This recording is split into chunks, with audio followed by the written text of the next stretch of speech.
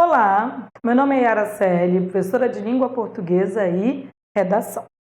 E hoje o que nós vamos fazer é trabalhar algumas dicas para vocês em relação aos temas específicos da FADESP. A FADESP é uma organizadora bem particular, tá? Diferente das outras organizadoras, ela dá a oportunidade de você usar a primeira pessoa dependendo do tema. E qual é o problema? É o medo das pessoas de escreverem em primeira pessoa. O problema é, ela tem temas que você só iria levar nota se você assim o escrevesse. Então, na verdade, a dica de hoje é uma dica para que você obedeça o comando dela.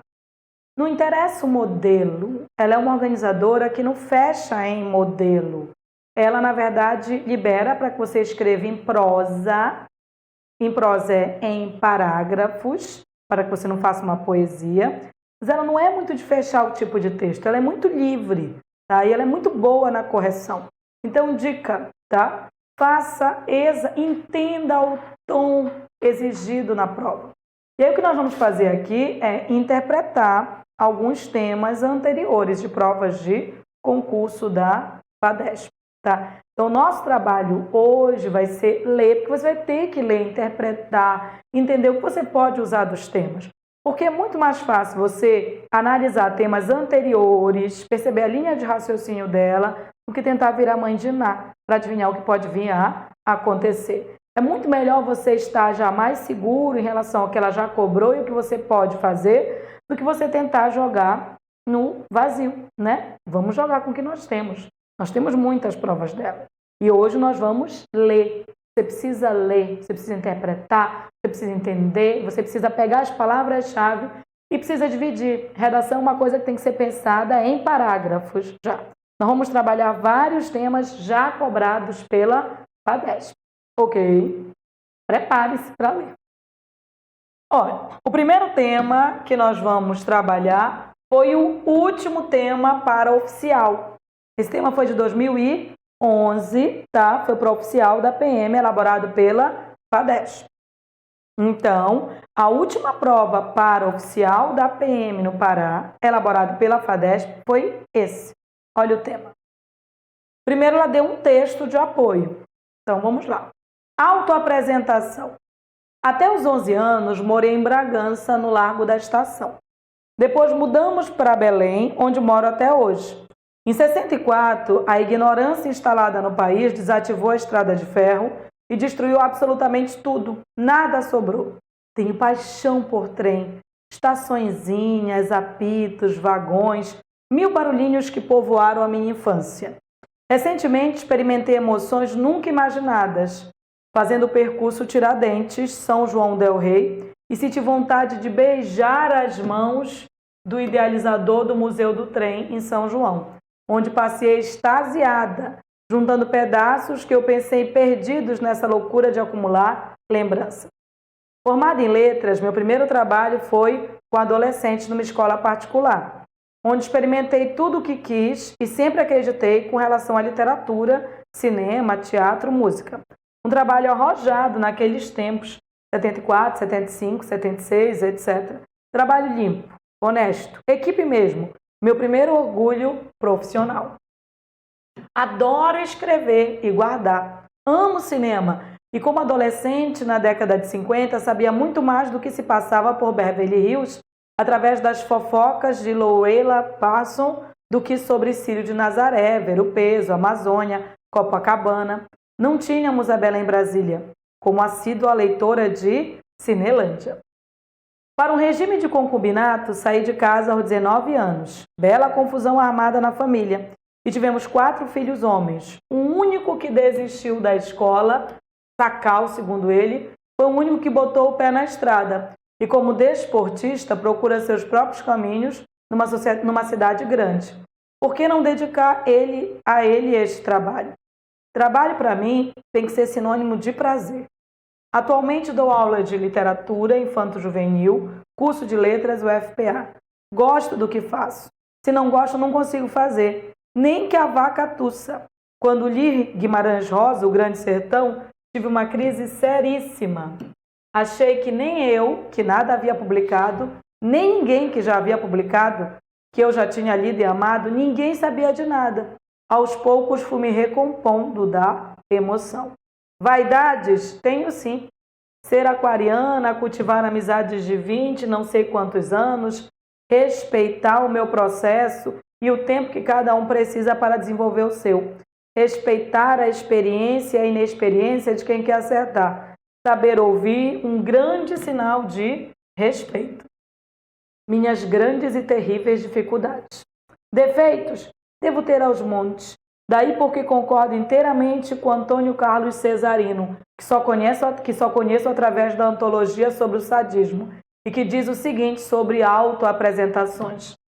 A gente apresenta as ilusões que acalenta sobre si mesmo, ou experimenta levar a quem lê a interpretar o contrário quando a gente fala mal de si. E ele é médico psiquiatra e tem toda a razão. É a parte mais difícil. Prazer, muito prazer. Maria Lúcia Medeiros. Esse foi o texto de apoio para a última prova de PM.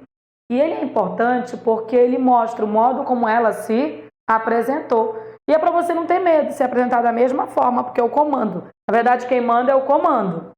A maneira de Maria Lúcia Medeiros, escreva um texto em que você se apresente. Um texto em que você se apresente. Um texto em que você se apresente. Uma espécie de autorretrato. Se você vai se apresentar, como é que você pode escrever em terceira pessoa? Você vai falar de você. Você teria que pensar de forma dividida, não é? Teria que pensar que você pode se apresentar fisicamente, psicologicamente, que você pode se apresentar em relação à família, em relação ao trabalho, mas tem mais coisas que ele pede aqui. Olha só. Revele seu jeito de ser. Como é que você é? Seus gostos, o que você gosta? Seus sonhos possíveis e impossíveis. FADESP adora os impossíveis. Se você pegar provas de vestibular da UFPA, tem um monte de tema que ela quer saber quais são os seus sonhos impossíveis. Ela gosta de suas paixões, satisfações e insatisfações. E o mais importante, as razões, as razões, as razões, as razões que levaram você a querer fazer parte da polícia militar. Ah, achou que era uma descrição assim? Ou seja, a sua descrição, ela tinha que envolver a justificativa pela qual você quer fazer parte da polícia militar. Todo texto da FADESP vai ter que ter justificativa. Todo texto da FADESP. Não interessa se você vai usar a primeira pessoa, se vai usar a terceira pessoa, não interessa a linha de raciocínio. Interessa que você tem que fazer o que ela quer e quando ela pedir as razões, quando ela pedir a justificativa, você vai ter que dizer por quê, por quê, por quê. E cada vez que você diz por quê, você vai ter que argumentar. Pense primeiro, por que você quer fazer parte da polícia militar? Deixe o dinheiro de lado. Comece a pensar na vocação. Comece a pensar no processo da segurança, na importância que um policial militar tem para a sociedade, na importância que tem de garantir a segurança pública, garantir o ir e vir, garantir a paz social, garantir um intercâmbio com a sociedade. Pense nos elementos positivos. Pense. Ela pode cobrar isso de você. Como é que você deveria dividir isso aqui? Porque você tem que pensar o seguinte em relação aos temas propostos. Tem que pensar em parte. Não adianta você ficar escrevendo, porque vai acabar escrevendo da mesma coisa até o fim da redação. Divida, apresente-se, não é? Apresente-se assim como ela, não é? Pegue o início. A ideia da descrição dela é a ideia inicial. Do meio para o final, você vai ter que introduzir os aspectos pelos quais fizeram você querer fazer parte da polícia militar. Tente buscar na sua vocação, nas suas características, algo que relacione com essa vocação para a segurança. Por exemplo, os seus pais são militares, seus pais sempre quiseram que você fizesse parte da área militar, você sempre foi aquele que garantia a segurança do grupo, sempre foi de defender todo mundo, porque isso é um indício de que você pode querer ser um policial militar, porque você já tem isso como característica. Então você poderia começar num parágrafo falando de você psicologicamente, de você como pessoa, dos seus gostos, no outro falando da sua profissão, o que é que você já fez, No outro, introduzindo elementos da sua vida que já se possa ligar ao fato de você querer fazer parte da Polícia Militar. Depois, descrever essas motivações, dizer o quanto a Polícia Militar é importante, por isso você gostaria de fazer parte. E por último, ela até não chega a citar os defeitos dela, reparou? Ela termina dizendo assim, e quando a gente cita os nossos defeitos, é para que o outro interprete de forma contrária. Então, você não precisa falar muito mal de você, não. Você pode colocar, na verdade, como a gente diz assim, suas insatisfações. Insatisfação com a sociedade, por isso você gostaria de fazer parte daquele que protege para tentar mudar essa realidade vigente? Isso é importante. Então, dica, o texto dá exemplo. Use o texto como exemplo. Mas você não vai escrever literalmente o texto. Você vai ter que seguir elementos importantes que são cobrados no comando. Isso aqui é que manda, é o comando. O que é que você tem que fazer? Você tem que se apresentar, tá? O que é que você tem que dizer? Como é que você é? Quais são os seus gostos? Quais são os seus sonhos? O que você sempre quis ser, tá? Dentre isso, tá? Policial, militar? Ótimo. Por quê?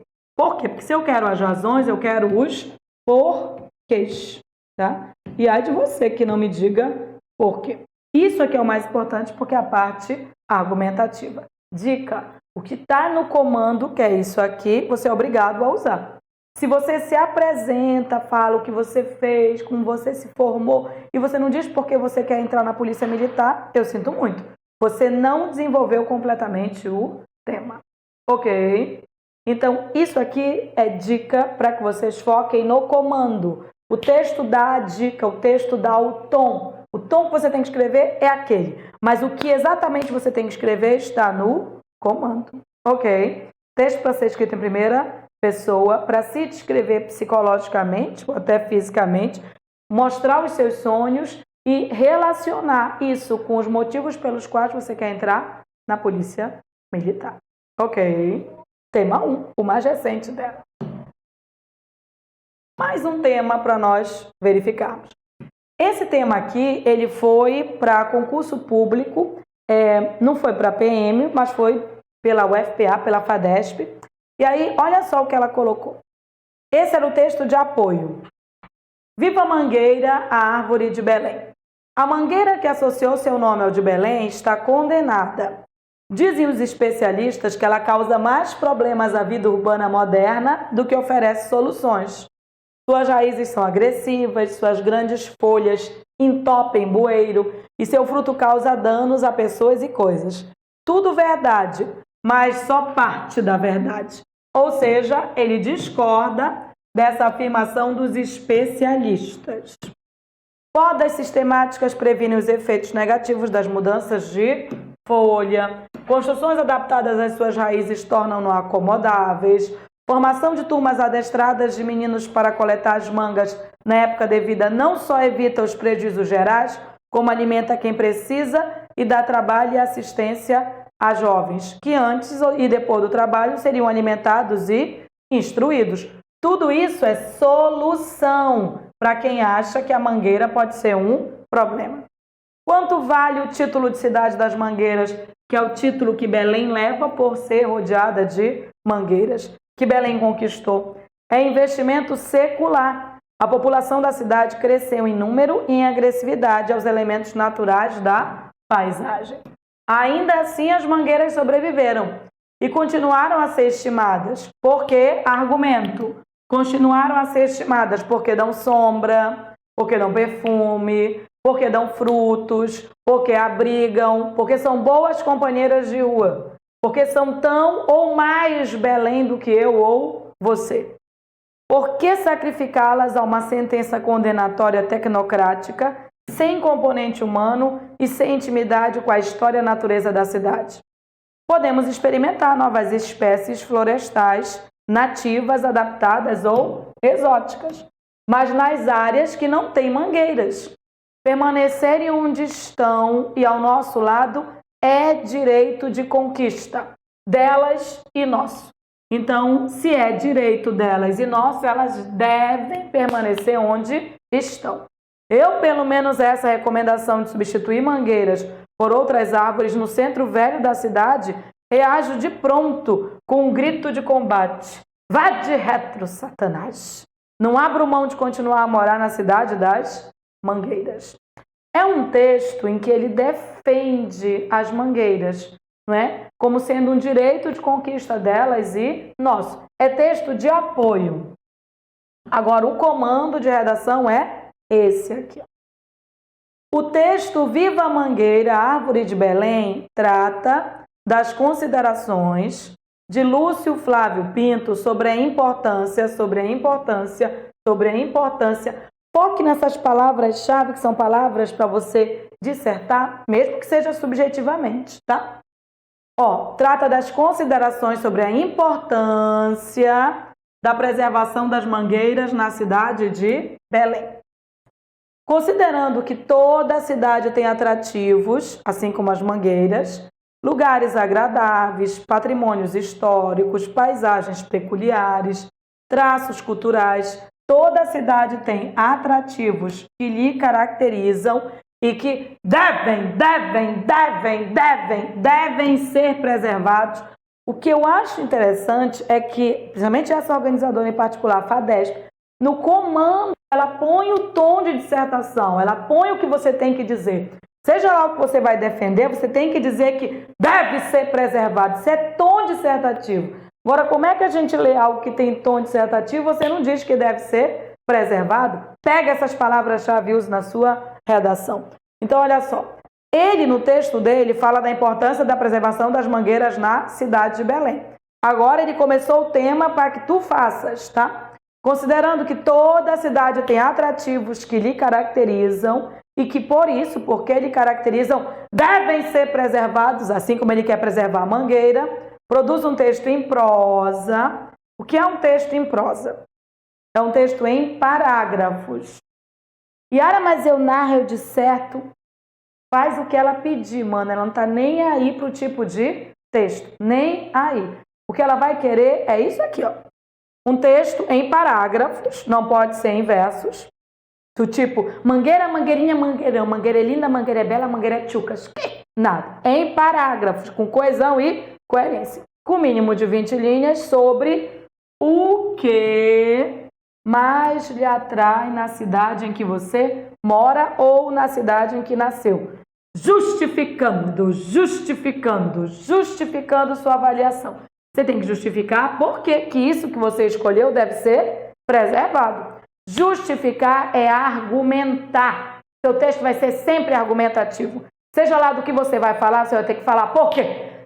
Ele falou da importância da mangueira. Por que a mangueira é importante? Por que a mangueira precisa ser preservada? Porque ela tem uma importância histórica maior, inclusive, do que nós. Ele argumenta porque dão sombra, porque dão fruto, porque alimentam. Ele justifica, você vai ter que justificar. Mas olha, nessa prova você tinha liberdade. Você podia escolher o que você quisesse.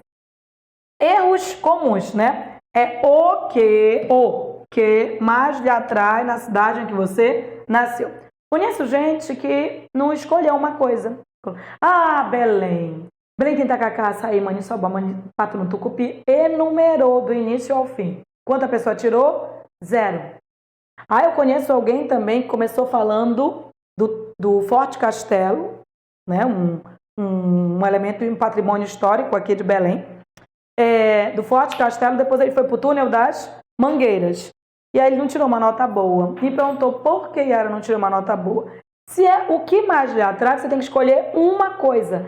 Se você estava falando do Forte Castelo e passou para a cidade para o Túnel das Mangueiras, significa que você não tinha argumento suficiente para fez 2 redações.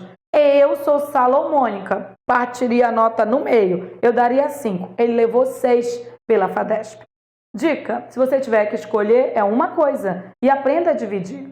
E aí é muito particular mesmo. Você falaria do lugar onde você nasceu, ou onde você mora, aquilo que você quisesse falar. Eu escolheria uma coisa ampla. E igual na hora eu não consigo pensar em nada, então falava da mangueira logo, que o texto já estava ajudando. Não precisa inventar muita marmota, não. Só precisa argumentar e justificar. Eu, se fosse falar de Belém, do Pará, falaria do Sírio. Porque como tem muita coisa, daria para dividir.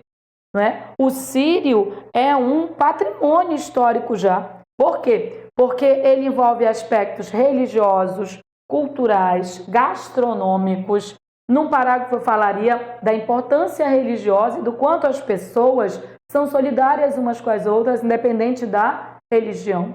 Numa outra, da fartura gastronômica e da reunião do sírio do Natal dos paraenses, que é o sírio. E numa outra eu falaria da efervescência cultural. É um momento em que a cidade ferve, na época do sírio. Eu diria que por conta disso, ele é um patrimônio já que extrapola o âmbito religioso e que por isso deve ser preservado. Eu não perderia esse tom que vocês perdem. Tem que manter o tom dissertativo.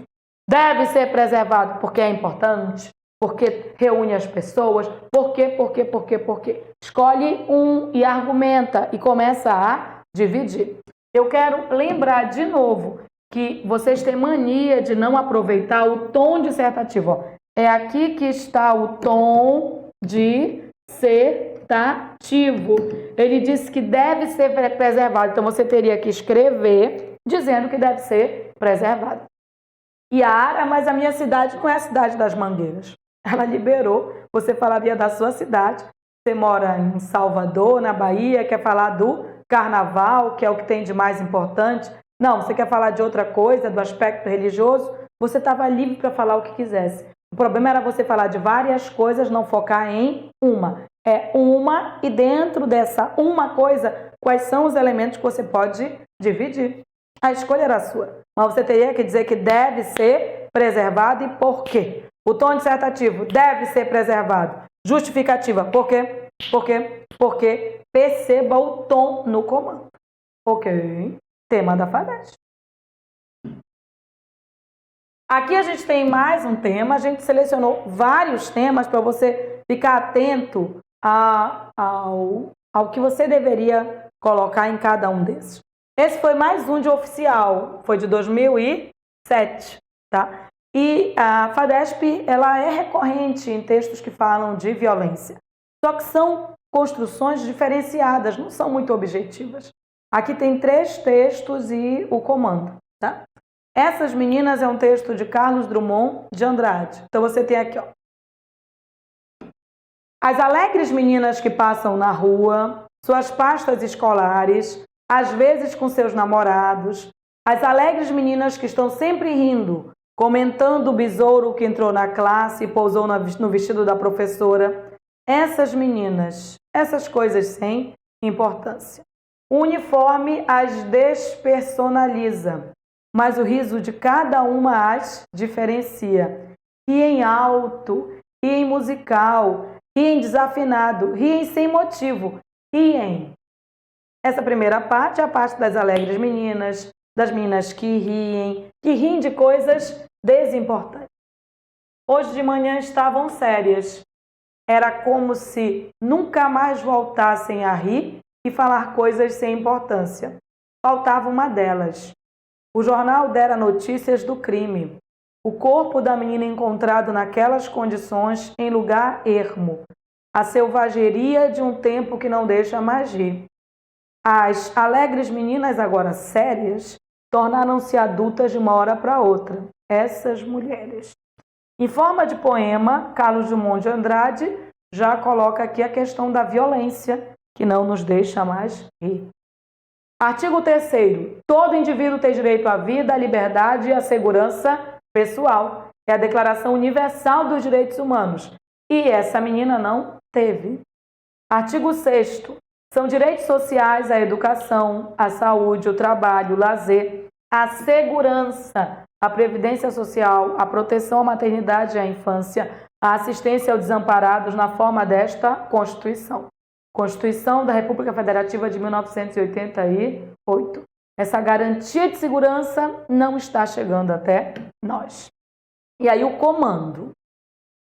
A Polícia Militar, como parte integrante do Sistema de Segurança do Estado, trabalha para que a sociedade se liberte de perigos, incertezas, danos e riscos. Enfim, para que crianças, jovens, adultos e velhos nada tenham a temer e possam, ao viver e possam, ao viver a tranquilidade que resulta da segurança, rir alto, rir musical, rir desafinado, rir sem motivo, rir. O que você estaria disposto a fazer para lutar contra a selvageria de um tempo que não deixa mais rir? É o que você estaria disposto a fazer. O que você estaria disposto a fazer. O que você estaria disposto a fazer. Eu sinto muito te dizer. O tema, embora seja violência, porque implicitamente ele é você, como parte dessa sociedade, você também faz parte da solução. E o que você estaria disposto a fazer? Você já poderia, inclusive, se colocar como agente de segurança, já que você vai prestar concurso para isso, tá? Mas o que nós temos? Quando eu digo o que você estaria disposto a fazer, se eu for analisar bem, o que você estaria disposto a fazer está presente na ideia da solução. Então, eu não começaria com isso. Eu começaria com o problema, não é? Mostraria as partes, para depois eu dizer o que eu estaria disposto a fazer. Yara, eu poderia usar a primeira pessoa? Se ela está perguntando o que eu estaria disposta a fazer, eu vou ter que usar a primeira pessoa em algum momento, não é? Não é o que qualquer um estaria disposto. Eu não posso dizer o que o outro estará disposto a fazer. Eu só posso falar de mim. Vocês têm um medo de escrever, não é? E aí, olha só, o que ele quer é o seguinte, ó. Só o comando era para você escrever em prosa, tá? Olha só. Escreva um texto em prosa, ou seja, em parágrafos, em que você responda com um tom otimista, com um tom otimista, com um tom otimista a essa pergunta. Essa organizadora é sempre otimista. Então não adianta você dizer que não tem mais salvação, porque inclusive você é parte da salvação dentro desse concurso. Ela sempre, até porque as soluções são ideológicas, não é? Elas estão no campo da ideia, estão no campo do que deveria ser feito para que nós chegássemos a essa solução. Então sempre há solução no campo hipotético, sempre. E aí você vai ter que trabalhar com essa linha de raciocínio. O estaria, que é esse tempo verbal, ele joga para o campo da hipótese, baseando-se em argumentos que deem consistência à sua resposta. Não se aceita textos em versos. Yara, o que eu faço nessa redação? Primeiro, você tem um problema. O problema é a violência, né? Ou é um tempo de selvageria em que não se pode mais nem ir.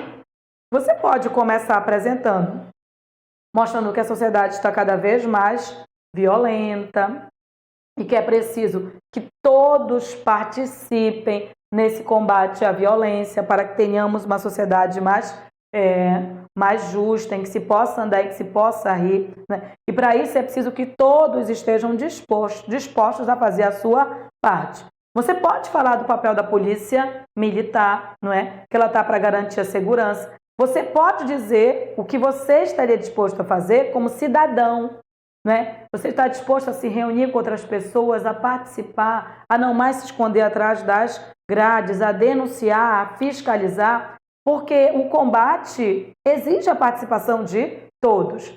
Não, mas você quer falar já como agente de segurança. O que você estaria disposto a fazer se você fosse agente de segurança? Pode, que é o que você estaria disposto a fazer.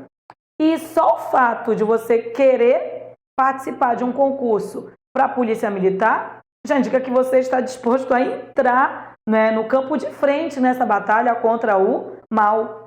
É o tom de resposta que a FADESP vai exigir de vocês.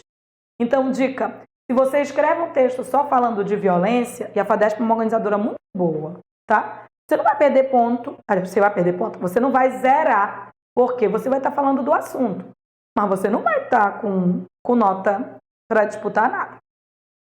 Você vai estar dentro do tema, ganhando nota boa, se você discutir o assunto e dizer o que você estaria disposto a fazer. Não precisa dizer desde o início. Desde o início você pode mostrar o problema, mostrar o que é preciso fazer e não no final também, porque a resposta é importante. Então essa resposta teria que estar, no mínimo, no penúltimo parágrafo, você dizendo o que estaria disposto a fazer e no final você voltando para a ideia de que todos têm que participar. Inclusive você, né? Ok. Dica. Deixe o seu medo de lado. Essa prova foi para oficial. E aí é uma organizadora, é a única organizadora com a qual nós trabalhamos muito, que admite o uso da primeira pessoa. Ela nem liga. Olha, diz, por que ela diz um texto em prosa? Para dizer assim, não é uma dissertação objetiva, pode ser uma dissertação subjetiva. Eu quero que você argumente. Ela sempre vai querer que você argumente. E o que é o argumento? É o porquê, não é? O que você estaria disposto a fazer? Por que você estaria disposto a fazer isso? Isso ajudaria a combater a violência? O que mais é preciso fazer?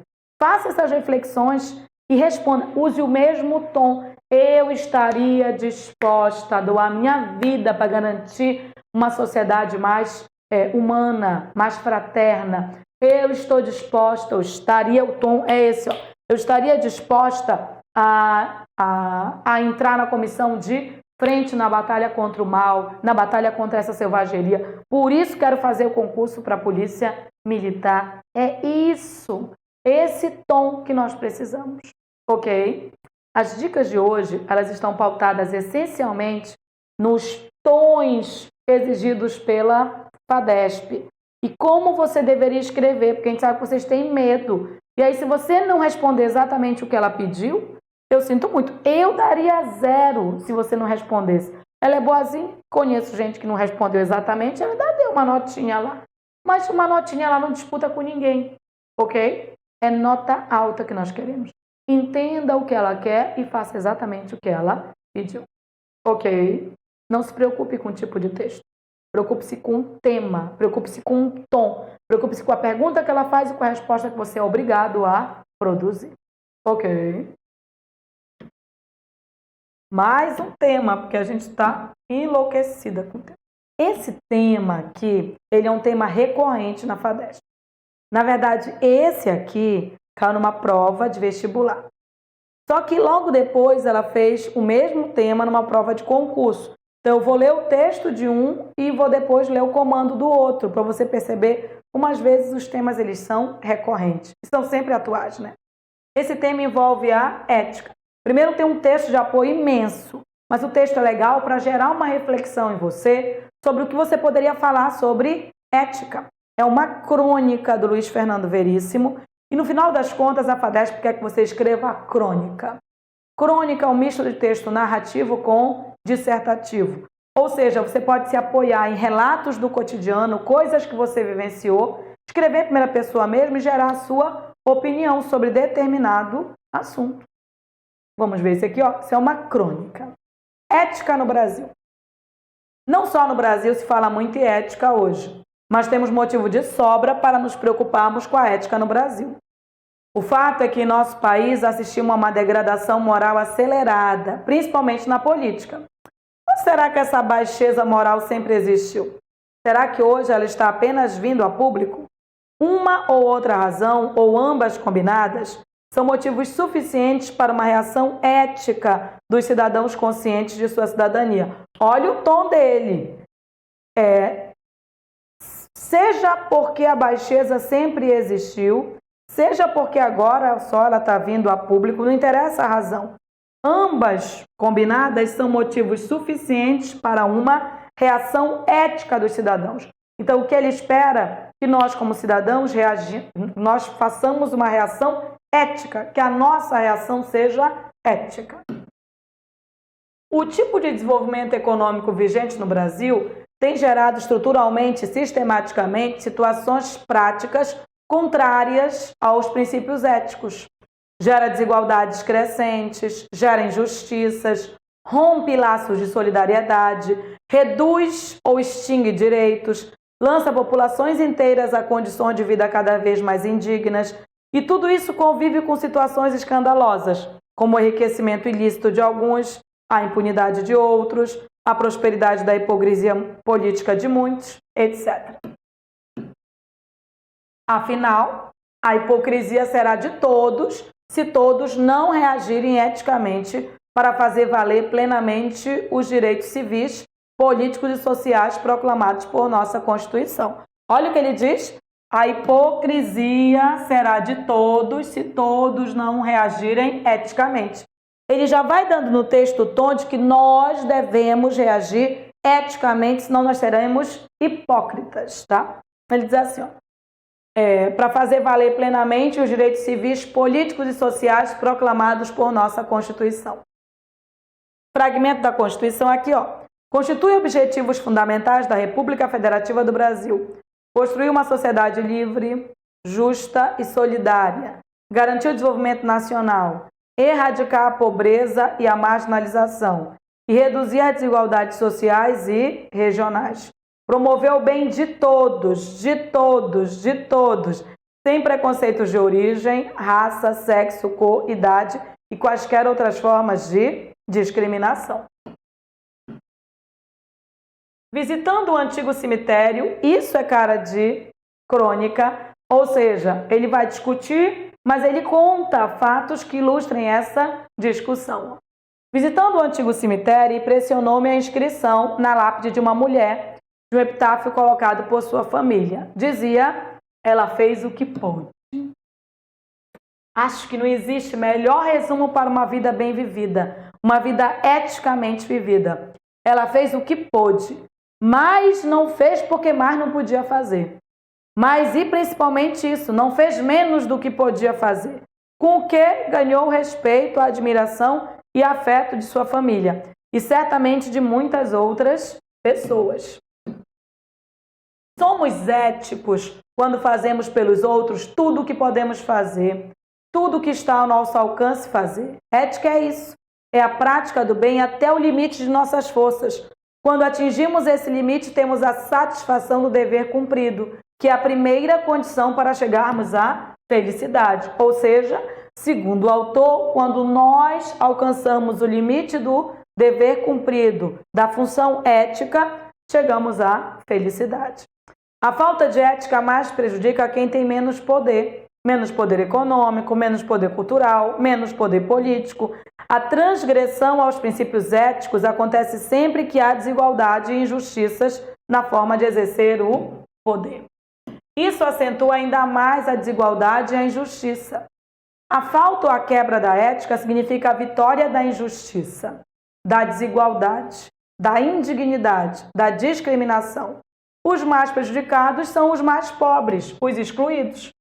A falta de ética prejudica o doente que compra remédios caros e falsos, prejudica a mulher, o idoso, o negro, o índio, recusados no mercado de trabalho ou nas oportunidades culturais, prejudica o trabalhador que tentar a vida política, prejudica os analfabetos no acesso aos bens econômicos e culturais, prejudica as pessoas com necessidades especiais, físicas ou mentais, a usufruir da vida social, prejudica com a discriminação e a humilhação os que não fazem a opção sexual esperada e induzida pela moral dominante, etc. A atitude ética, ao contrário, é includente, tolerante e solidária. Não apenas aceita, mas também valoriza e reforça a pluralidade e a diversidade, porque plural e diversa é a condição humana. A falta de ética instaura um estado de guerra e de desagregação pela exclusão. A falta de ética ameaça a humanidade. A falta e a quebra da ética ameaça todos os setores e aspectos da vida e da cultura de um país. Mas não há como negar que na vida política, a falta ou quebra da ética tem o efeito mais destruidor. Isso se dá porque o político deve ser um exemplo para a sociedade. A política é o ponto de equilíbrio de uma nação. Quando a política não realiza sua função de ser a instância que faz valer a vontade e o interesse coletivo, rompe-se a confiabilidade e o tecido político e social do país. O mesmo acontece quando a classe política apoia-se no poder público para fazer valer seus interesses privados.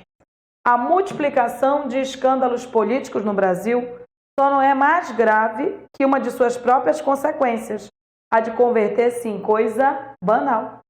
Então, os escândalos políticos são graves? São, mas não são mais graves do que nós acharmos que isso é normal, banal, comum e não reagimos a isso. Coisa natural e corriqueira, diante da qual os cidadãos sejam levados a concluir. Sempre foi assim, nada pode fazer isso mudar. Ou coisa ainda pior, mas ele rouba, mas faz. Do outro lado, uma vida política saudável, transparente, representativa, responsável, verdadeiramente democrática, ou seja, ética, tem o poder de alavancar a autoconfiança de um povo e reerguer um país ao quebrado e ameaçado pela desagregação. A ética é um comportamento social. Ninguém é ético num vácuo ou teoricamente ético. Quem vive numa economia aética, sob um governo antiético e numa sociedade imoral, acaba só podendo exercer a sua ética em casa, onde ela fica parecendo uma espécie de esquisitice.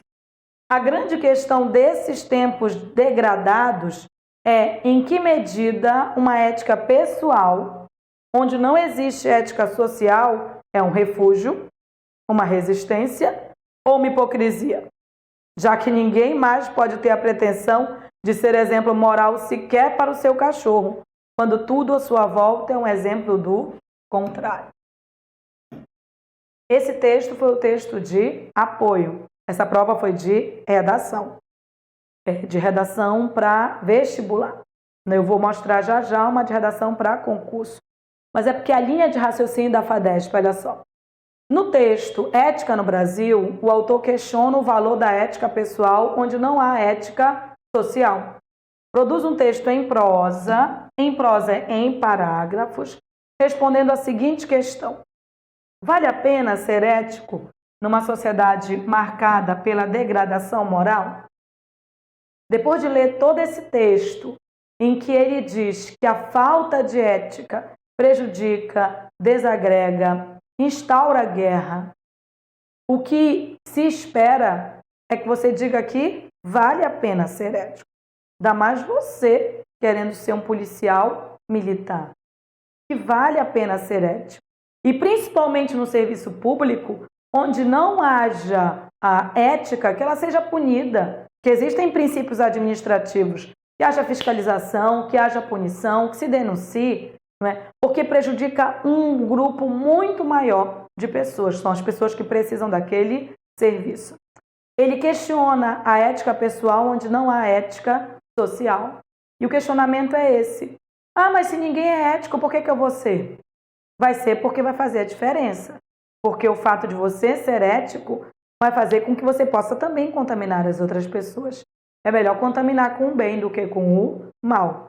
Então, vale a pena ser ético numa sociedade marcada pela degradação moral?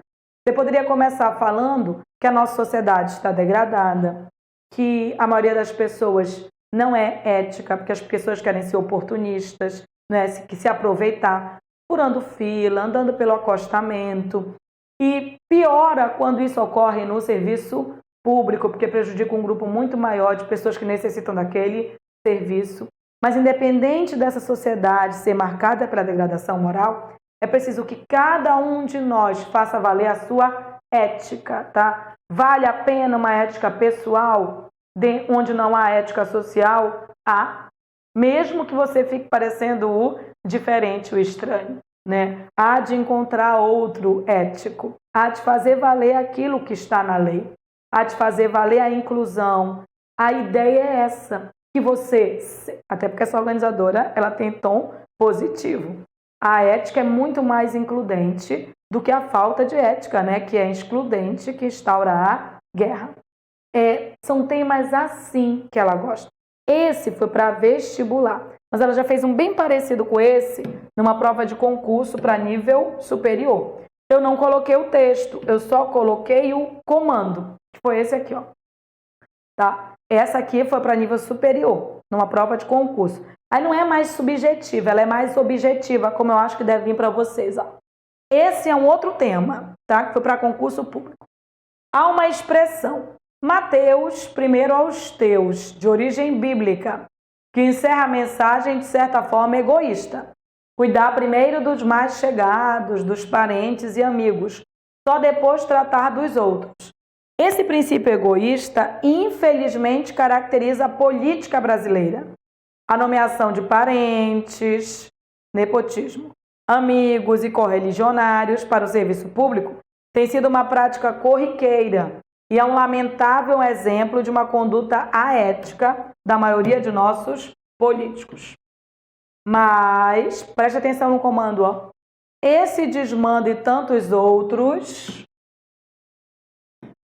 precisam ser denunciados. Tom dissertativo, tom dissertativo. Você vai ter que dizer que precisa denunciar. Isso aqui é o tom dissertativo. Precisam ser denunciados e combatidos para que, ó, isso aqui argumenta a finalidade, para que a administração pública brasileira cumpra verdadeiramente o seu papel. Então, olha só, existe um papel da administração pública, tá? E é preciso combater esses desmandos, essa falta de ética, é preciso denunciar e combater para que é a finalidade. Então, no seu texto, você vai ter que dizer que é preciso combater, tá?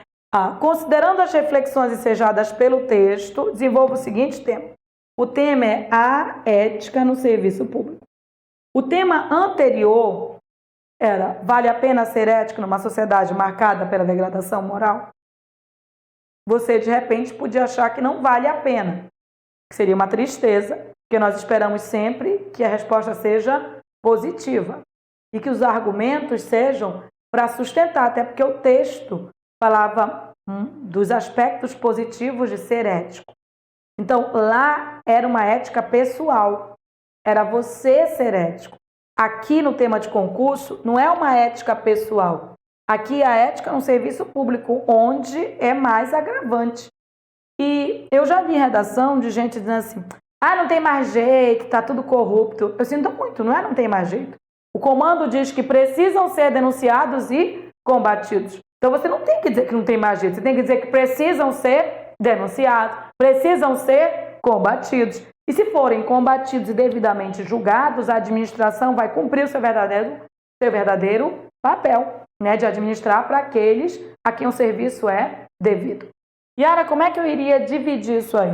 Bom, você podia começar geral, né, dizer que, por exemplo, falar de ética de um modo geral, dizer que a ética é importante, mas que existe uma falta de ética no âmbito geral. Mas isso é muito pior quando ocorre no serviço público. Aí, segundo parágrafo, iria demonstrar quais são os problemas da falta de ética no serviço público, principalmente colocando familiares em cargos em que as pessoas podem não ter competência, mas mesmo que tivessem competência, elas estariam sendo beneficiadas pelo simples fato do parentesco. E concurso público existe justamente para ver a impessoalidade, pela meritocracia que a pessoa entra. Ok? E aí você teria que propor solução. Uma das soluções: é preciso denunciar casos como esses de nepotismo e combatê-los para que haja julgamento. Havendo julgamento, esses casos diminuirão ou não mais existirão, fazendo com que a administração pública cumpra o seu verdadeiro papel, deixe de beneficiar alguns e passe a tratar adequadamente aqueles que merecem, não é? Ou que precisam dos seus serviços. Ok? Dica: foque nisso aqui, ó. Deve, precisa, porque esse é o tom dissertativo. E essa linha de raciocínio você tem que usar. Mais um tema aqui.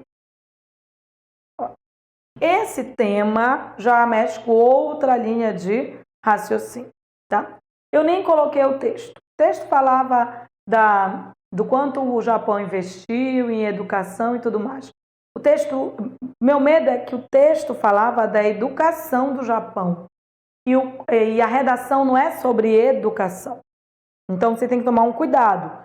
O texto pode abordar um assunto maior e o tema será algo menor, ou vice-versa. O foco é o tema, tá? Só que não é o tema, é o comando, ó. O texto, que eu não coloquei, destaca o fato de o Japão ser um país que só uma observação. Eu não coloquei o texto, mas a FADESP, ela interpreta o texto, isso é muito legal. Então, atentem para isso. Vocês podem reinterpretar o texto lendo o comando de redação. Ó. Isso aqui é uma interpretação do texto, é um resuminho. Então, eu tenho aqui, ó. O texto destaca o fato de o Japão ser um país que se desenvolveu grandiosamente por meio da educação. Então, o texto fala do Japão e fala do desenvolvimento do Japão através da educação. Após ter sido devastado por uma guerra mundial. Naquele país, afirma o texto, está interpretando, cultiva-se o hábito da leitura. Esse vai ser o tema. Cultiva-se o hábito da leitura. Em contrapartida, a nossa realidade, em contrapartida já é o outro lado, aponta para o fato de que no Brasil se lê muito pouco, no Brasil se lê muito pouco, no Brasil se lê muito pouco, no Brasil se lê muito pouco. As estatísticas mostram que o brasileiro lê uma média de 1,2 livros ao ano. Chega nem 1,5. O que ocorre por uma série de fatores socio-históricos e políticos. Então tem motivos socio-históricos e políticos que fazem com que o Brasil leia muito pouco. Então você poderia aproveitar e, ao propor solução, porque você vai ter que propor solução, não é que se combatam esses aspectos socio-históricos e políticos. E o tema é esse. Considerando-se que o Brasil precisa ampliar essa média, que é de 1,2, em vista da importância da leitura,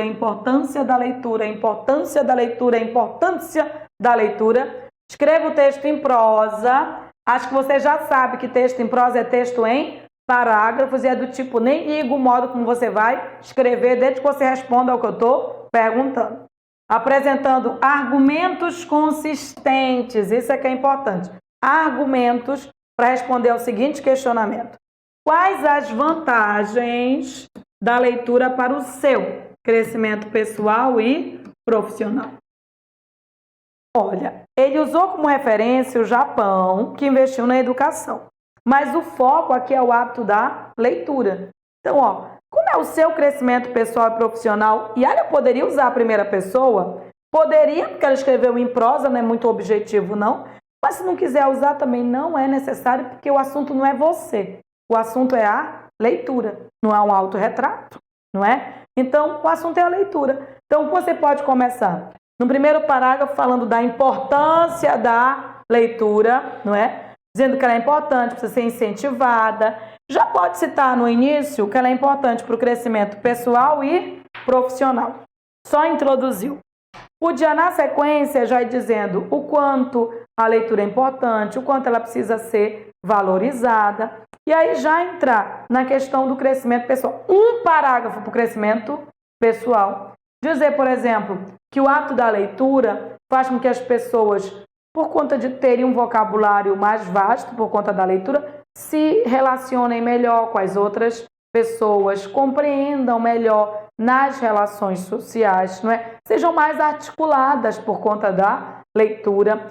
E isso também ocorre no âmbito profissional, não é? Se a pessoa tem uma boa leitura e ela, ao ler livros técnicos, ela se aprimora o seu conhecimento, né, o âmbito profissional. Inclusive, toda evolução profissional, ela advém do conhecimento. E o conhecimento, ele advém pela leitura. Então, é base para o crescimento profissional. Um parágrafo falando das vantagens da leitura de modo geral, um parágrafo para o crescimento pessoal, um parágrafo para o profissional e um outro propondo solução. Porque não adianta você falar do quanto é a vantagem da leitura se o próprio texto disse que a gente lê pouco. E a gente precisa ampliar. Precisa ampliar. Então você tem que dizer que precisa ampliar. Perceba esses verbos que indicam a afirmação em tom dissertativo. Esse é o tom dissertativo. Tá? Por que precisamos ampliar? Se nós temos ainda problemas profissionais ou pessoais, ou de compreensão, ou de articulação, por conta da nossa falta de leitura. Quanto mais lermos, mais teremos oportunidades. Então, é preciso ampliar. Então, o que é preciso ter? No âmbito político, é preciso haver investimento? É preciso criar mais bibliotecas? É preciso incentivar a leitura? É preciso incentivar um valor que as pessoas possam comprar livros ou ter acesso a livros de diversas naturezas? Diga. A proposta é sua. Ok? Trabalhe dividindo. Mas percebam os tons dissertativos. Quando eu leio redações, eu percebo que falta isso. E é relativamente simples, porque está escrito. Aí a pessoa não usa a linha de raciocínio da organizadora. A organizadora disse que o Brasil precisa ampliar. E você tinha que dizer isso no seu texto também, né? Ela precisa ampliar, por quê? Porque é importante ampliar, quais são as formas de ampliação, que projetos você pode propor. Olha só que legal. Ok. Mais um teminha. Ela trabalha com o tema violência. Mas se você acha que você vai discutir violência sempre naquele âmbito objetivo, como se a violência não pudesse partir de você, sabe? A violência é cada vez maior, a causa da violência, consequência da violência, solução para a violência. Esse modelinho aí, você tem que estar atento que tudo que você vai escrever depende do tema. Não vá com modelos prontos. Forme o seu modelo a partir da leitura do tema. Eu estou lendo aqui para que você leia, para que você reforce isso. Estou te obrigando a ler. A verdade é essa, ok? Então vamos lá para esse penúltimo tema aqui. Do riso ao trote. Andamos cansados de assassinatos em escolas, aqui nos Estados Unidos, de guerras estúpidas e de trotes violentos que de vez em quando terminam tragicamente. Mas acho que deveríamos ser menos cínicos e começar a considerar normais essas coisas, a não ser que decidamos ir fundo e pôr em questão também outras formas de relacionamento humano que tendemos a considerar não problemáticas. Para começar, considere, caro leitor, as piadas. Podem ser piadas relativas aos portugueses ou às loiras, mas as relativas aos homossexuais ou aos negros são exemplos mais evidentes. Freud acha que quando fazemos uma piada, estamos de alguma maneira substituindo uma agressão física por uma agressão verbal, mesmo que a piada obrigue esta agressão a ser indireta. Há quem conteste Freud, achando que não necessariamente as piadas são uma manifestação de um desejo inconsciente de destruição do outro, por exemplo. O Winnicott é um deles. Acha que as piadas podem ser consideradas menos gravemente. Seriam apenas para nos divertirmos um pouco. Mas a pergunta incômoda continua. Por que nos divertimos com isso e não com outra coisa? Se seguirmos Freud, admitiremos que o desejo de destruição do outro, de qualquer um que seja diferente, só não é posto em prática por repressão. Dito de outra maneira, como efeito de civilização, que é em grande parte um conjunto de tecnologias para controlar pulsões e instintos. A distância entre uma guerra e uma piada racista é grande, certamente, mas ambas pertencem à mesma linhagem. São uma forma de agredir o outro, de expressar a certeza de que o outro não é como nós. Jogar calouros que não sabem nadar numa piscina durante um trote ou convidados em festas caseiras é, para muitos, apenas uma diversão.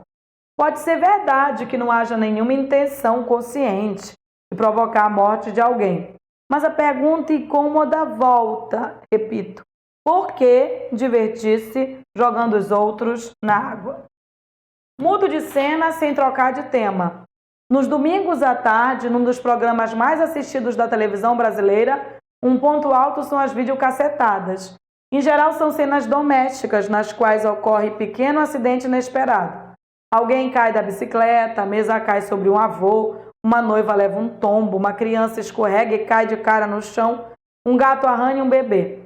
Muito frequentemente são crianças, muito frequentemente são tombos perigosos. Caem de cara no chão, ou são atingidas por algum objeto, ou são agredidas por outra criança, mordidas, beliscadas, espetadas. A sagrada família brasileira se diverte. O povo mais pacífico do mundo chora de tanto rir. Ri de alguém que se arrebenta, que corre risco de ferimentos, que sofre humilhações diante de plateias que se tornaram multidões por via da televisão. Um espetáculo de puro, pequenos, sadismo. Depois alguém dá um tiro em alguém por nada, por dar cá aquela palha, disse-ia, e todos nos horrorizamos. Não entendemos de onde vem tanta violência. Ora, vem de nós. Vem de dentro de nós. De todos nós. Isso é FADESP, mostrando que a violência não é algo externo. Ok? Então, o próprio texto, o próprio autor, ele já mostra que a violência é uma coisa nossa. Então, cuidado quando você for trabalhar o tema. Sempre fique de olho no modo como ele é mostrado. Se ele for mostrado como algo externo, né, que nós vamos combater, aí a gente diz. Se for algo interno, então nós temos que ver o que nós temos que fazer para reverter o problema, né?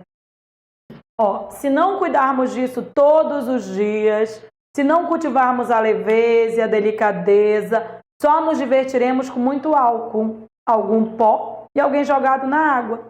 E se ele morrer, diremos que só estávamos nos divertindo um pouco. Não sabemos mais nada, nem a semântica de só. Porque quando alguém diz que só estávamos nos divertindo por um fato em que essa diversão matou alguém, a pessoa nem ligou para o fato da outra ter morrido. Agora o comando. Esse texto foi texto de apoio para a prova de língua portuguesa e também foi apoio para a redação. Então, de acordo com a leitura do texto, do riso ao trote, é inerente ao ser humano um comportamento violento. Ou seja, é da nossa natureza. Nós somos seres violentos, que se manifestam em atos de agressão física e também em atos socialmente aceitáveis, aparentemente inofensivos. Vivendo sob permanente pressão em virtude da falta de tempo, da falta de dinheiro, da falta de organização social, o homem, por motivos geralmente banais, expressa essa violência latente cada vez com maior frequência. Então, às vezes, nós nem percebemos, num baque de carro, num acidente, a gente acaba agindo com muita violência para o fato em si, não é? É uma violência latente. Aí ele diz, por exemplo, em conflitos a princípio sem gravidade, em situações no trânsito ou em família, que acabam desencadeando reações inesperadamente violentas. Ele criou a situação, porque a FADESP sempre faz isso, né? No comando, cria a situação. Aí, agora, considerando a tese exposta por Círio Pocente, a tese dele é de que nós somos seres violentos, a gente precisa cultivar a leveza, né? Escreva um texto em prosa, na qual você aponte uma ou mais consequências. O foco aqui é consequência. Há redações em que o foco é a causa, né? Aqui são consequências. Escreva um texto em prosa no qual você aponte uma ou mais consequências negativas de um comportamento violento nos relacionamentos humanos, justificando seu ponto de vista com argumentos consistentes.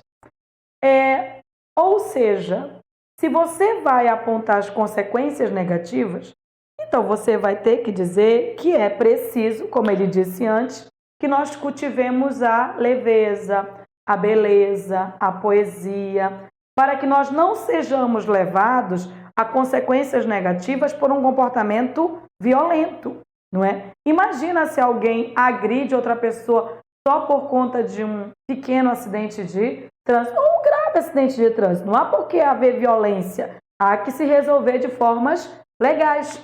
Por que as pessoas, não é, vão agredir as outras ou fazer piadinhas homofóbicas, preconceituosas, racistas, agredindo o outro? Se você quer ser amigo do outro e o outro pode reagir bem com você, então a dica aqui não é a causa, porque não existe uma causa.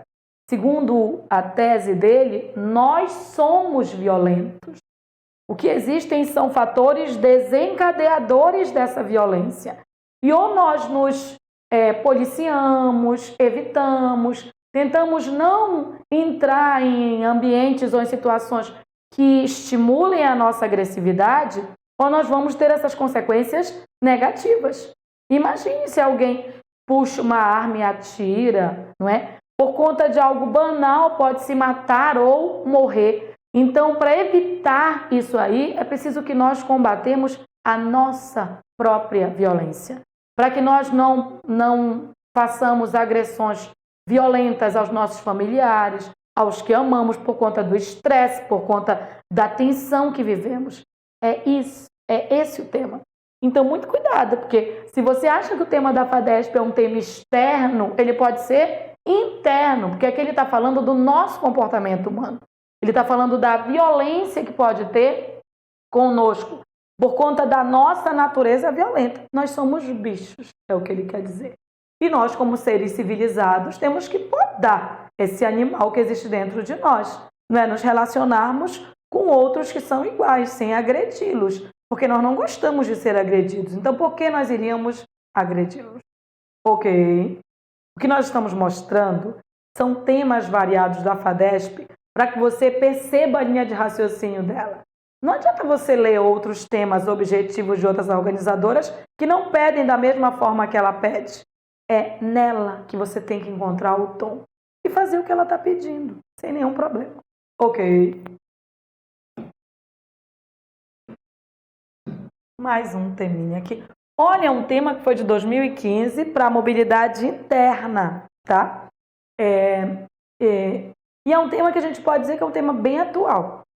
Olha, as crises. A sociedade é constituída por diversas instituições.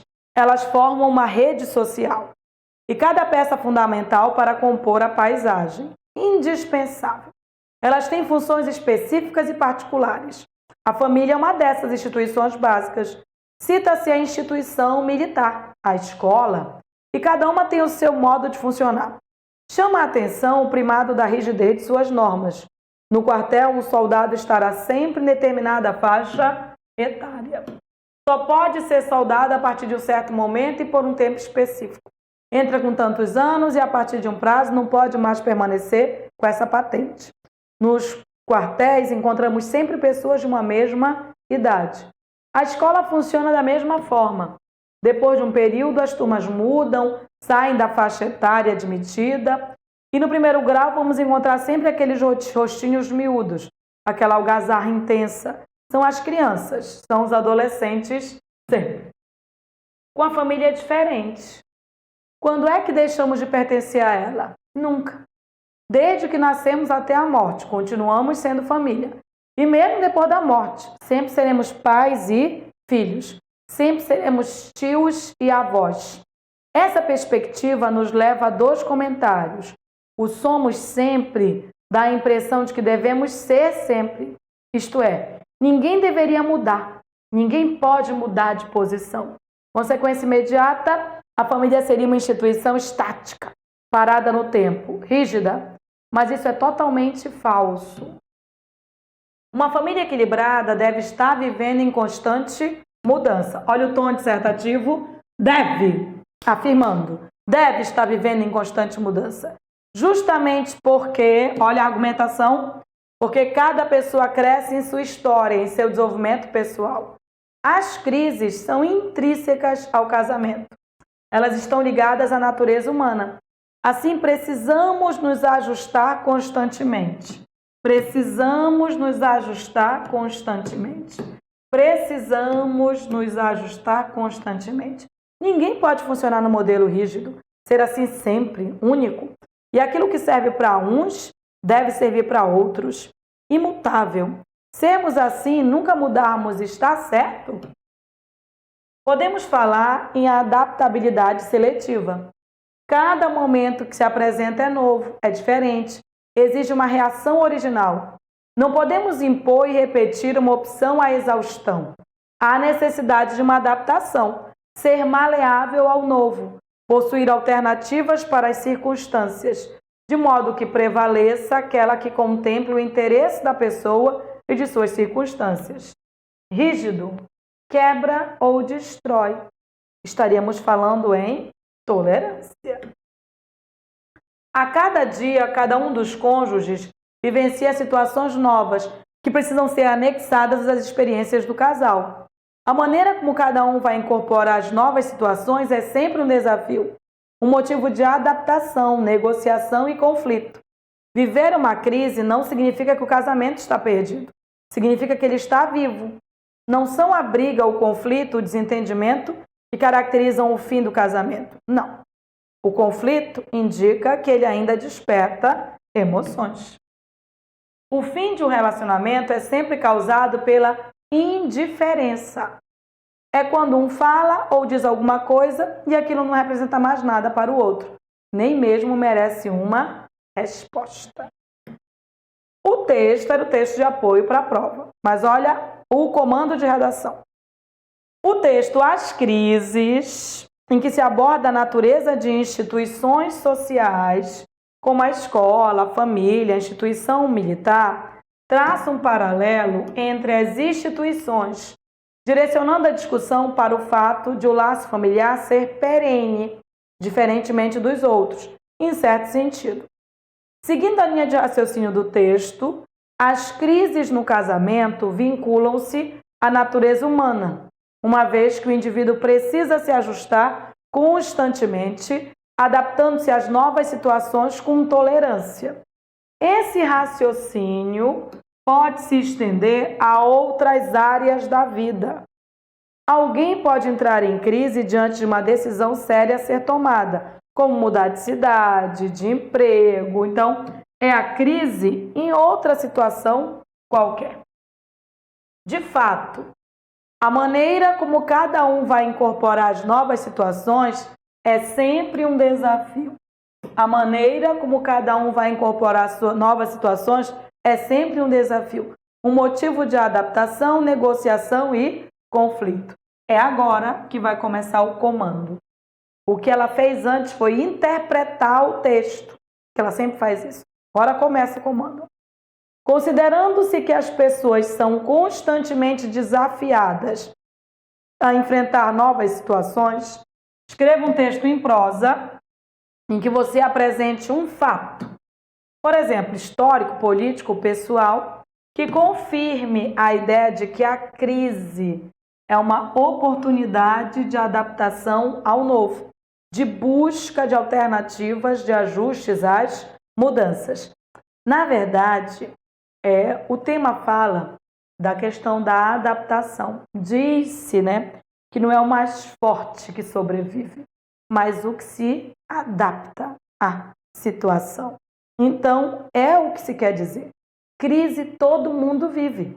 Todo mundo tem uma situação que pode gerar uma crise. O que ele quer dizer é que o texto serve para você discutir que a crise pode não ser algo necessariamente ruim. Pode ser algo bom.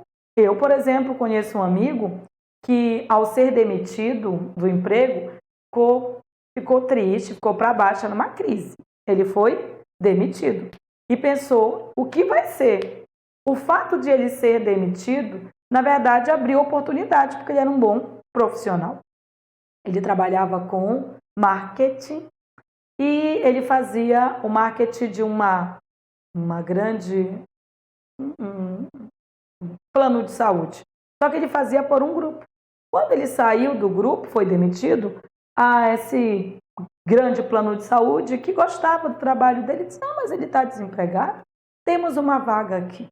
Chamaram, era para ir para outro estado, ficou com medo de ir, mas a pessoa tem que viver novas realidades. Foi, ficou muito bem, ganhou a gerência, a administração, o comando do marketing na região em que ele está, ganha muito mais do que ele ganhava, vive viajando, tem uma liberdade maior do que a que ele tinha. Ou seja, sempre há o medo do novo, sempre há o medo do novo, sempre há o medo da mudança. Mas às vezes a crise que faz a pessoa mudar pode ser a oportunidade dela sair da mesmice.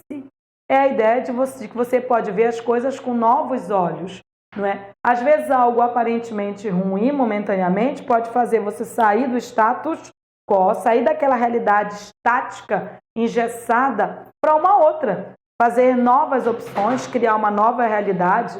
Então, o tema da FADESP é sempre positivo. Mesmo na desgraça, é sempre positivo. Então, na verdade, ela já te deu o tema, a tese, tudo. Ela já te disse que a crise é uma oportunidade de adaptação ao novo. Você tem que defender isso. Você só vai acrescentar um argumento, é um fato que justifique isso. O que ela vai querer é que você justifique. Você vai ter que defender a ideia de que, claro que você pode começar apresentando, que a crise sempre tem um aspecto negativo, por isso todo mundo tem medo de crise, seja no casamento, nos relacionamentos pessoais de um modo geral, no trabalho, todo mundo tem medo. Mas às vezes ela vem para mudar uma realidade engessada, na qual a pessoa podia nem estar feliz, contente, não é? E as pessoas têm que aprender que a todo momento elas vão ter algum obstáculo. As coisas não são fáceis. Para você alcançar, não é? E ser efetivado num concurso público, né? Num órgão qualquer, você tem que passar por uma prova de concurso. É um obstáculo, não é intransponível.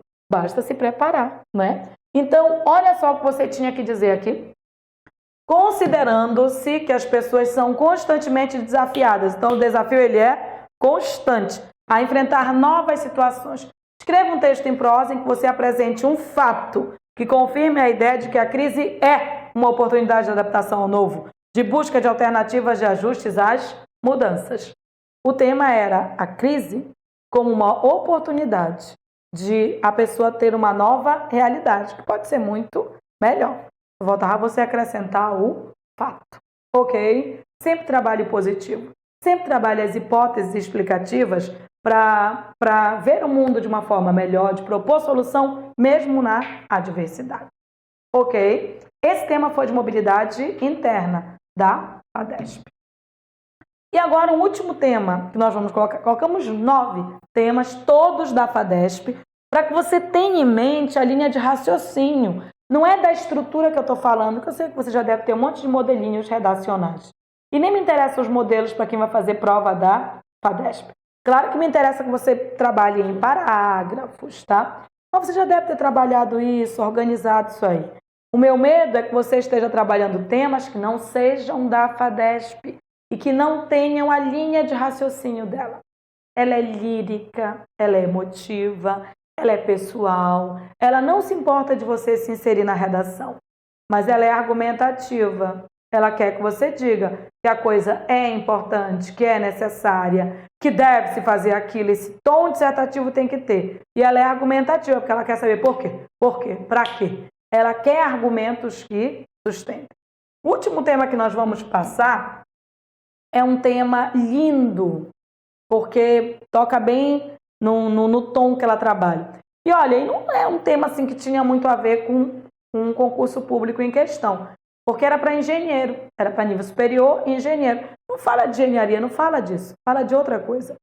O tema é a sabedoria reside na simplicidade. Pois é, são temas como esses em que você trabalha mais aquilo que você sente do que a argumentação objetiva externa. A FADESP ela é muito do interno. E se você entender o tema, você for verdadeiro, você encontrar o tom para responder, a sua redação vai ser 10. Ok? E aí o nosso último tema para a gente ler, para a gente entrar. Porque eu quero que você entre no mundo da FADESP. Rubem Alves escreveu sobre simplicidade e sabedoria. Já observaram o voo das pombas ao fim do dia? Elas voam numa única direção, voltam para casa, ninho. As aves, ao crepúsculo, são simples. Simplicidade é isso, quando o coração busca uma coisa só. Jesus contava parábolas sobre a simplicidade. Falou sobre um homem que possuía muitas joias sem que nenhuma delas o fizesse feliz. Um dia, entretanto, descobriu uma joia única, maravilhosa, pela qual se apaixonou. Fez então a troca que lhe trouxe alegria. Vendeu as muitas e comprou a única. Na multiplicidade nos perdemos, ignoramos o nosso desejo. Movemo-nos fascinados pela sedução das 10.000 coisas. Diz T.S. Eliot: onde está a sabedoria que perdemos no conhecimento? Diz Manuel de Barros: quem acumula muita informação perde o condão de adivinhar. Sábio é o que adivinha. Sabedoria é a arte de degustar. Sobre a sabedoria, Nietzsche diz o seguinte: a palavra grega que designa o sábio prende-se etimologicamente a sápio. Eu saboreio, sapiens, o degustador, Sísifos, o homem do gosto mais apurado. A sabedoria é, assim, a arte de degustar, distinguir, discernir. O homem dos saberes, diante da multiplicidade, precipita-se sobre tudo o que é possível saber. na cega avidez de querer conhecer a qualquer preço. Mas o sábio está à procura das coisas dignas de serem conhecidas. Imagine um buffet, sobre a mesa enorme da multiplicidade de uma infinidade de pratos. O homem dos saberes, fascinado pelos pratos, se atira sobre eles, quer comer tudo. O sábio, ao contrário, para e pergunta a seu corpo: de toda essa multiplicidade, qual é o prato que vai lhe dar prazer e alegria? E assim, depois de meditar, escolhe um. A sabedoria é a arte de reconhecer e degustar a alegria. Nascemos para a alegria, não só nós. Diz Bachelard que o universo inteiro tem um destino de felicidade. Vinícius escreveu um lindo poema com o título Resta. Já velho, tendo andado pelo mundo da multiplicidade, ele olha para trás e vê o que restou, o que valeu a pena. Resta esse coração queimando, como um círio numa catedral em ruínas. Resta essa capacidade de ternura. Resta esse antigo respeito pela noite.